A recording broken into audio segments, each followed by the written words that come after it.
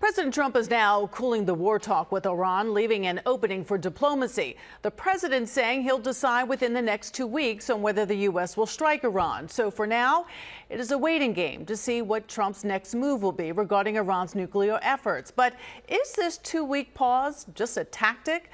Anthony Carlo with the latest on the conflict in the Middle East.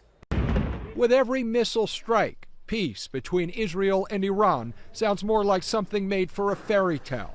But President Trump wants to give it a chance. I have a message directly from the president, and I quote, "Based on the fact that there's a substantial chance of negotiations that may or may not take place with Iran in the near future, I will make my decision whether or not to go within the next 2 weeks." Whether or not to strike Iran. The U.S. military is positioning aircraft carriers and strike groups in the region, and the president has been briefed on weapons and assets needed to protect U.S. troops. But a senior administration official tells ABC News the president wants to give the Iranians some room to come to their senses, a development the Israelis are not thrilled about as they seek to destroy Iran's nuclear capabilities.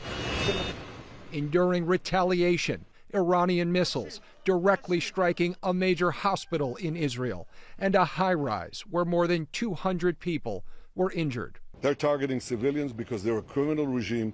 They're the arch-terrorists of the world. Sources tell ABC News President Trump has repeatedly asked if it is possible to just bomb Iran's Fordo nuclear site and say we are done. But that would almost certainly warrant a response from Iran, as President Trump walks a tightrope in making one of the most consequential decisions of his second term.